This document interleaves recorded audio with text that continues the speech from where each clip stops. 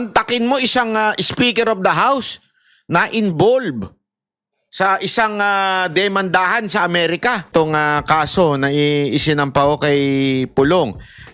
Panoorin po natin. Nahaharap sa reklamong physical injuries at grave threats si Davao City 1st District Congressman Paulo Duterte. Sinampahan siya ng reklamo sa Department of Justice. Inihain niya ng isang Department of Justice. DOJ. So, dyan pa lang, alam na kaagad natin ang resulta. John Patria. Base sa nakalap niyang News 5 na investigation data form na kinumpirma naman sa amin ni Prosecutor General Richard Padulyon, alas 3 na madaling araw noong February 23 nang mangyari ang incident. Take note, February 23. Ngayon lumabas. Ngayon, sinampa. Shit. Alam na yung galawan to. Sa isang bar sa Davao City. Hindi dinetalye pa ang buong pangyayari pero gumugulong na ang investigasyon dyan. Sinusubukan namin kunin ang panig ni Pulong pero hindi pa rin siya sumasagot sa amin. Nako po, alam nyo mga kababayan, ito lang po masasabi ko dito sa issue na ito. Una-una, expected na po natin yan. Okay? Expected na po natin na merong lalabas na ganyan. Bakit to kanyo? Ibabalik ko lang po kayo doon sa Oplan Horus. Okay? Ano po yon? Ayan. Ito po yung pinakita natin, diniscuss natin, at saka ito pa yung kanilang gagawin. Hindi pa po ito nangyayari. Gagawin pa lang po nila ito. Ito, kasi meron doon pinakita doon sa Oplan Horus, yung nagawa na, at ngayon naman, pinakita din doon yung mga gagawin pa lang. At kasama po dyan si Pulong. Ayan po yun, no? Yung Oplan Horus na yan. Ano po yun? Ayan, no? 1, 2, 3, 4, 5. File criminal charges against Duterte, Pulong, BG, De La Rosa, and seek their disqualification via COMELEC. Makinig. Makinig na mabuti, ha, mga kababayan, ha? Una sa lahat, nung unang binabasa ko ito, medyo naano ko napatanong ako kasi si BG tsaka si De La Rosa, si Bato, kasama po sila sa ICC. So alam po natin na sila po ay kasama sa ICC, so ibig sabihin po, expected na yun ang gagawin sa kanila. Okay? Yun ang ikakaso sa kanila. Nung nabasa ko ito nung una, nung ating diniscuss ito, medyo nagtaka ko, bakit si Pulong nandito? Ano kaya ang, bakit kaya merong, dito si Pulong? Ano kaya ang mangyayari? Tapos, after how many days, lumabas po itong kay Pulong? Ha? So, dito pala, makikita mo, kaya pala, naandi dito yung pangalan ni Pulong. Talagang planado na nilang kasuhan at mag-seek ng disqualification via COMELEC. So, eto mga kababayan, tatanong natin, bakit si Pulong? Tandaan ninyo, ang tinatakbo lagi ni Pulong ay yung Congress. Di ba? Gusto nila talagang pasamain ang imahe ng mga Duterte at tanggalin sa Kongreso itong si Pulong. Kasi pwede. Alam naman po natin yan, marami po pa rin ang hindi masaya sa Kamara, marami pa pong hindi masaya sa Congress, at maaari ma-impluwensya ni Pulong kung siya ay nandun pa rin po sa Congress. Alam nyo, para lang sa kaalaman ninyo, marami pa rin po dyan, talaga naman maka-Duterte. Kaya lang naman po sila hindi maka-Duterte ngayon, marami dyan iniipit po talaga ng pamunuan ng Kamara. So, para mawala yung mga threat, alam naman po natin, laging ganyan na yung Kamara na yan, lalong-lalo na si Speaker. Mahilig yan mag-eliminate ng threat. Halimbawa na nga lang po, yung kay BP Sara Duterte, di ba? Eliminate niya yung threat niya sa 2028 na presidential election.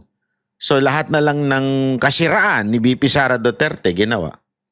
Threat din po si Pulong Duterte dito kay Speaker Romualdez sa Kamara.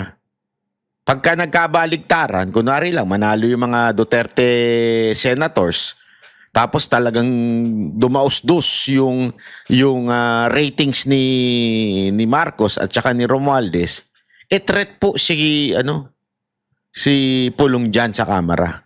So, pwede, alam mo yun, pwedeng makasagabal o di kaya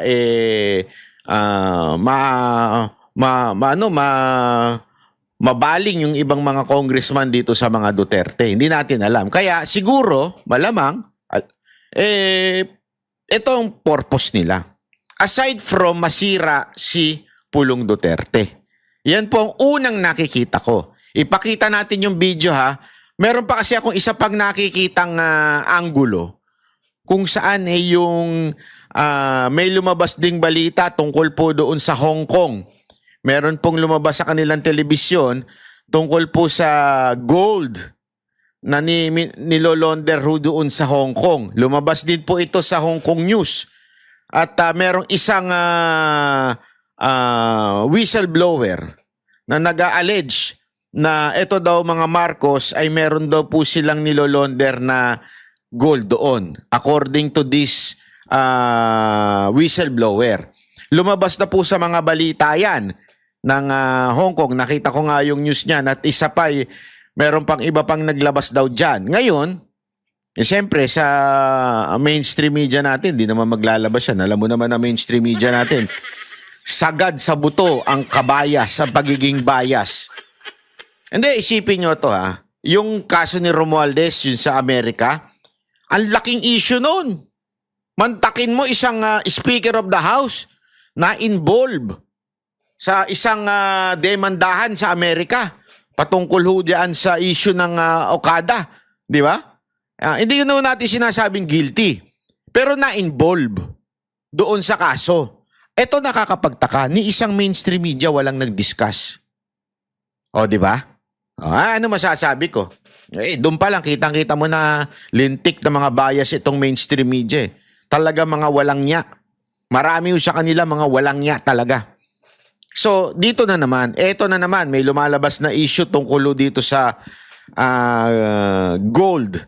Ewan ko kung ito ba yung Talano Gold. Tanong kaya natin kay Sangkay. Hanapin natin kay Sangkay. Hoy, yung mga naniwala kay Sangkay no, kaya nyo binoto si Marcos. Singilin nyo si Sangkay. Singilin ninyo, sabihin mo, hoy, naniwala kami sa Talano Gold mo, hanggang ngayon wala pa rin. Singilin nyo si Sangkay. Yeah. Oh, anyway, balik tayo sa gold. Etong whistleblower, hindi kasi si Sangkay yung whistleblower? Hindi, ako tatanong lang ha. Etong whistleblower na nagsabing nag-money launder po ang etong mga Marcos, ay ano yan, malaki ho yan na issue, news. Pero bakit tila walang mainstream media natin sa Pilipinas ang nagdi-discuss? Una yon. Pangalawa, hindi kaya diversion? Hindi kaya diversion po itong issue ni Pulong na naman para ang pagpiesta ng mainstream media at hindi mapansin ang pagiging bias at fake news ng ilang mainstream media, ipinasok ho nila ito kasi mantakin mo February pa ito nangyari. No wonder kung yung kay Pastor Kibuloy nga na-dismiss na yung kaso, it was long time ago, nabuhay pa. Ito pa kaya, February lang. Although it was too late. I mean, may nangyari nung February ngayon lang lumabas. Wow, timing naman sobra sa kampanya na. Sobra naman timing. Sobra naman po atan timing ng kampanya na itong paglabas ng issue na ito. Tapos talagang tila may pagtatakpang pang ibang issue. Ano sa tingin nyo? Ito'y diversion? Ako sa tingin ko aside from ito po ay planong paninira sa mga Duterte dahil sila ho'y sagabal sa pangarap ni Romualdez. Sagabal naman talaga sa pangarap ni Romualdez. Isa pa ho ay baka ito isang diversion para hindi na pag-usapan yung di umano, yung alleged money laundering na ginagawa ng ni Marcos daw. O di umano, ha? Di umano yan, ha? Alleged po yan, ha? Alleged. Madaling salita, daw. Ha? Daw. Di tayo sure. Yan ha, malinaw ho yan ha. O anyway, panoorin po natin yung video at ipapaliwanag po natin ng bahagya ang kung ano sa tingin ko ang nangyari dyan. Kasi ito, tingnan nyo. Kasi may nagkwento sa akin eh. Na taga Davao. May nagkwento sa akin. Ito. Panoorin natin itong saan na yun? Nasaan na yun? Ito. Yan. Kita nyo. Ayan. Oh, ha? Oh. Ayan. Aambangan. Oh. Nako. Shh.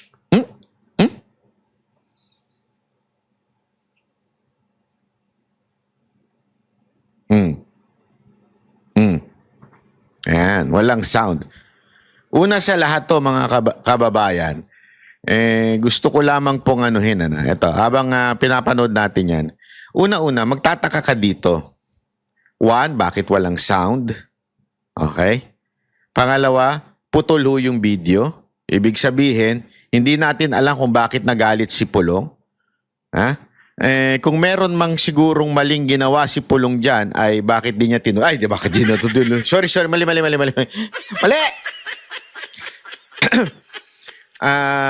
Bakit niya inambangan? Parang gano'n, di ba? Yun ang sinasabi ng iba. Kasi ganito yan eh. Ito, mga kababayan.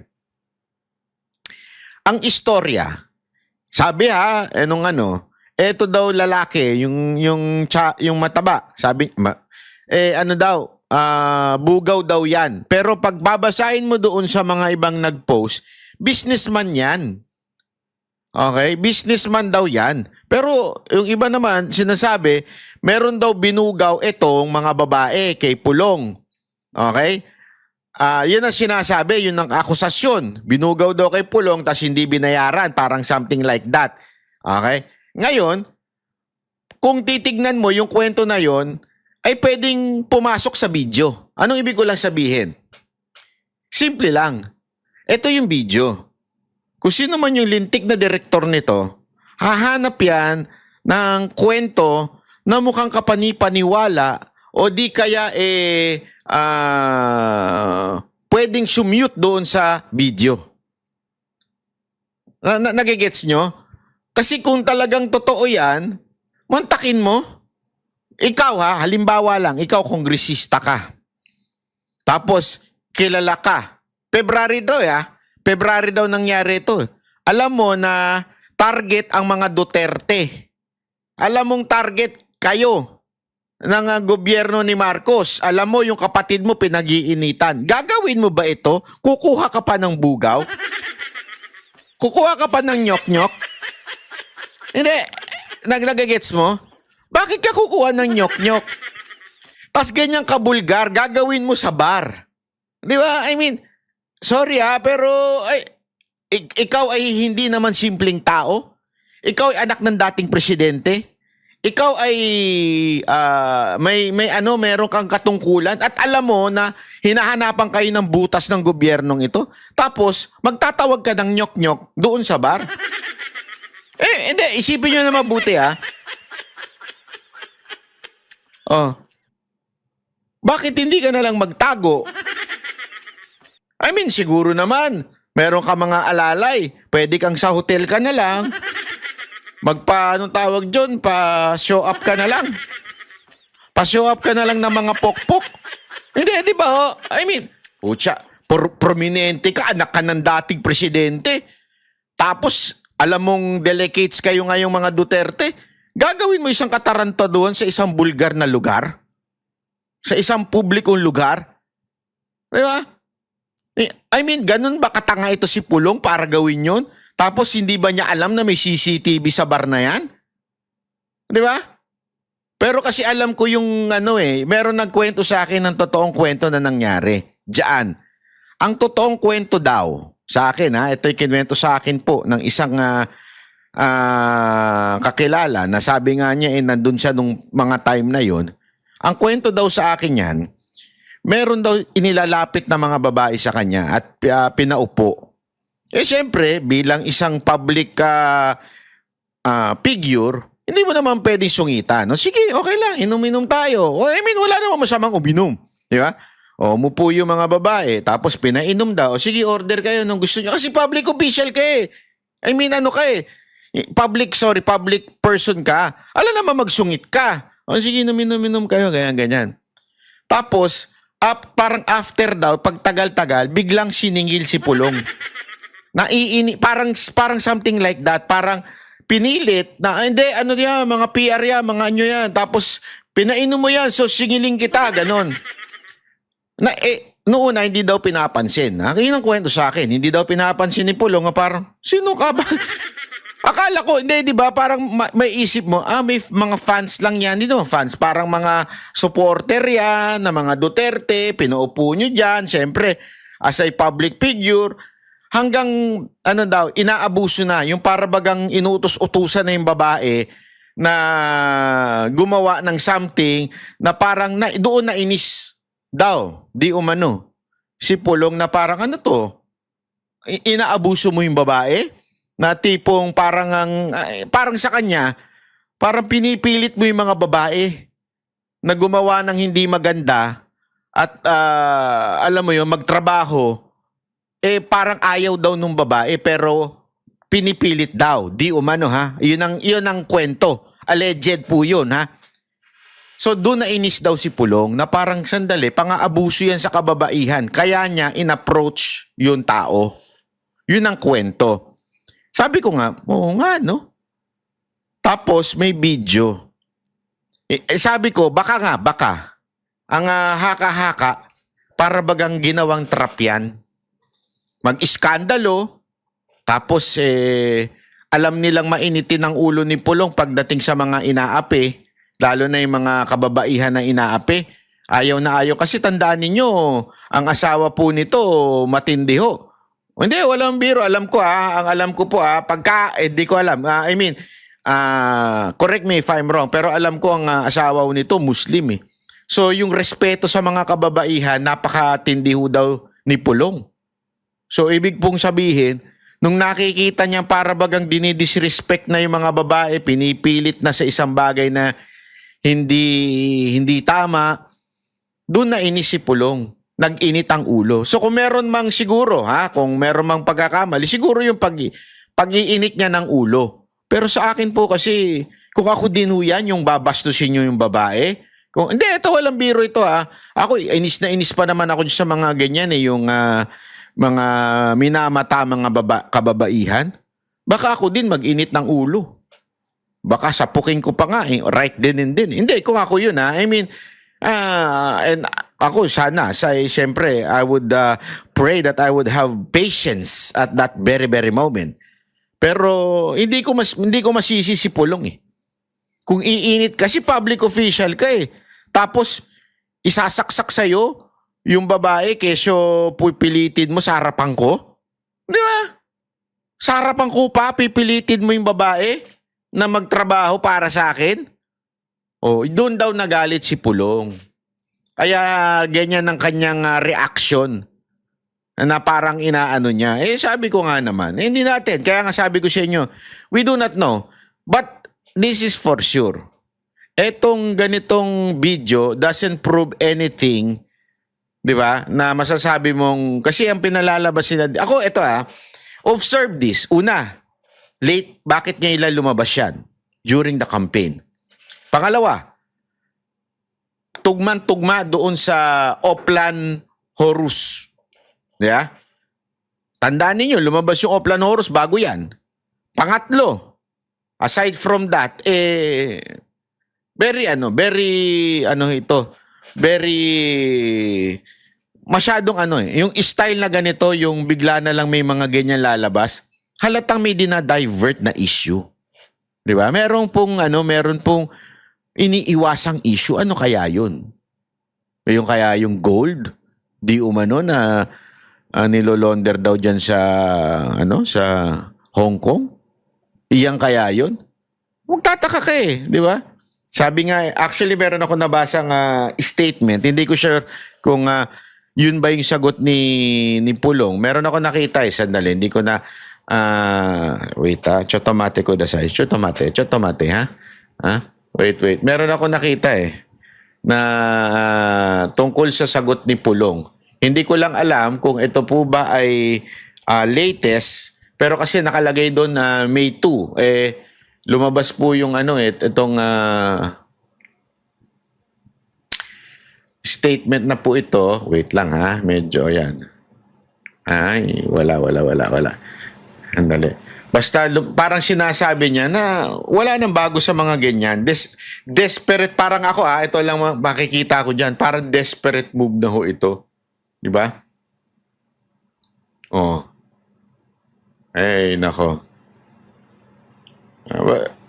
Anyway, hindi ko makita ngayon Baka mamaya-maya makita natin yan. Anyway, so yun po yung magtataka ka talaga kung bakit ngayon lang naglabasan yung issue na yan. So, doon pa lang, may sabit na ho talaga. Medyo kitang-kita mo na Kitang-kita mo na merong ibang motibo. At again, sabi ko nga ho sa inyo, walang napapatunayan ng video na ito. Ang napatunayan lang natin ng video na ito, matapang si Pulong. Ang tanong, tama ba yung paggamit niya ng tapang o mali? Kasi alam naman po natin na mga Duterte talaga matatapang Alam naman natin si Pangulong may alam ako na may sinampal si Pangulong Duterte na mga tiwaling pulis. Hindi, totoo. Ayun kwento ho sa akin ng may talagang si Pangulong Duterte noon, pag may tataratarantado, talagang nananampal yan. Di ba? So ngayon, eto bang, kasi, again, hindi ko sinasabing it is justifiable na manampal ka kung ikaw ay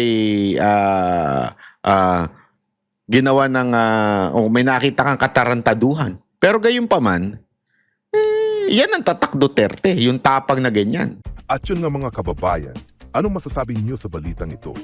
Maaring ihayag ang inyong opinyon at kuro-kuro sa comment section sa ibaba. Huwag din kalimutang mag-like, mag-subscribe at mag-share sa bidyong ito. Maraming salamat sa panonood.